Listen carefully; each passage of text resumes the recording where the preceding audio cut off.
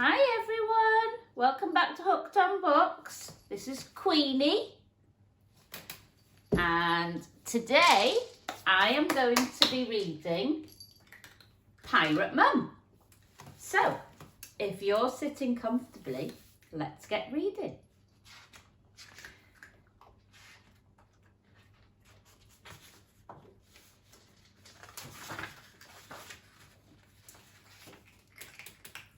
Arr! Said Pete. He swished his pirate sword. He jumped on his pirate bed. Come downstairs, Pirate Pete, called his mum. Pete told Teddy to guard the loot. Pete ran downstairs. Will you play pirates with me? He asked. Pete's mum said no. Pete's mum never wanted to play pirates. She did not like pirates. She said pirates were not polite, but she had a nice surprise. Wow, Pete said. Tickets to see the amazing Marco today? Pete and his mum went to the show. The lights dimmed. The crowd got quiet.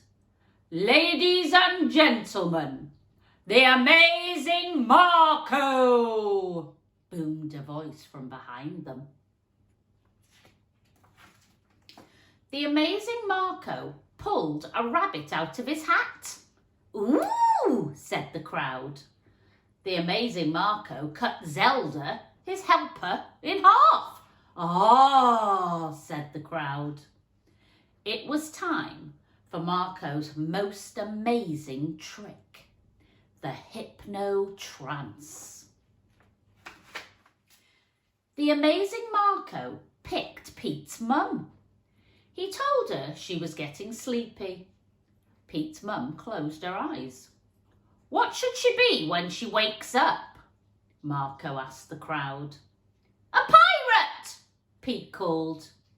The amazing Marco turned to Pete's mum. When I clap my hands, you will be a pirate, he said. He clapped his hands. Pete's mum opened her eyes. Arr, she said. I am a salty old pirate. Give me your loot. Everybody cheered. Suddenly, Zelda ran on stage. Your wife is having a baby, Zelda told the amazing Marco. Yikes, cried Marco. The show is over, folks. He ran off the stage. Wait, Pete called. My mum is still a pirate. Oh, that wears off most of the time, said Zelda. Most of the time, cried Pete, but Zelda was gone. Pete and Pirate Mum walked home. It was not easy. Pirate Mum tried to fight with Mrs. Reed. She called Mr. Collins a bilge rat.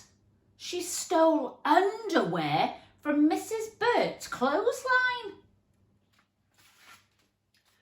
Pete was glad to get Pirate Mum inside. Pirate Mum fell asleep on the couch. Pete hoped the pirate's spell would wear off. He went out to play. An hour later, he came home. Yikes, he cried. A pirate flag flew over his house. Pirate Mum stood in the yard. She wore an eye patch and a pirate headscarf. Pete's parrot sat on her shoulder. Pirate Mum swished a wooden spoon at the mailman. Arr, said Pirate Mum. Arr, said the parrot. Ah, said Pete. Pete dragged Pirate Mum inside. Now Pete was really worried. His mum had a job. She couldn't go to work with an eye patch and a pirate scarf. She couldn't go to work with a parrot on her shoulder. We need to find the amazing Marco, said Pete. Ding dong! The doorbell rang. Pete told Pirate Mum to wait in the kitchen. You scurvy lad, I will not, said Pirate Mum. Ding dong, ding dong. Pete thought fast. There is loot in the kitchen. Shiver me timbers! Why didn't you say so? And Pirate Mum ran out of the room. Pete peeked out the door. A bunch of people pushed past him. They'd come for a PTA meeting. There was a crash in the kitchen. What was that? Asked a man. Pirate Mum burst through the door and waved a frying pan in the air. Yo ho ho, she said. Give me a loot. Oh my, said the people. Pete thought fast again. Mum thinks you should have a costume party, Pete said. It's a good way to raise money for the school. What a wonderful idea, said one of the men. All in favour, say aye. Aye, said the people. Aye, said the parrot. Arr, said Pirate Mum. Pete had to find the amazing Marco. Marco's wife had just had a baby. So Pete took Pirate Mum to the hospital. He asked a nurse where the amazing Marco was. No pirates, said the nurse. Wait here, Pete told Pirate Mum. The amazing Marco was with his new son, the fabulous Harold. Come quick, Pete said. My mum is still a pirate. They went to find Pirate Mum. The nurse was hiding under her desk. Pirate Mum was gone. Pete and Marco heard a voice down the hall. Hand over your loot! Pirate Mum was talking to two men. Draw your swords, you yellow-bellied bandits, said Pirate Mum. We are not bandits, we are doctors, they said.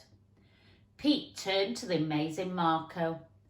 I like pirates, Pete said, but it is hard having a pirate for a mum. Oh dear, said Marco. I am very sorry. Marco snuck up on Pirate Mum. He told her she was getting sleepy. He told her it was time to be Pete's mum again. He clapped his hands. She woke up. Where are we? What happened? Asked Pete's mum. Marco turned you into a pirate, said Pete. Don't be silly, said Pete's mum. She bumped into a wheelchair. Maybe you should take off your eye patch, Pete said. Pete's mum put her hand on her face. She felt the eye patch. Oh my, she whispered.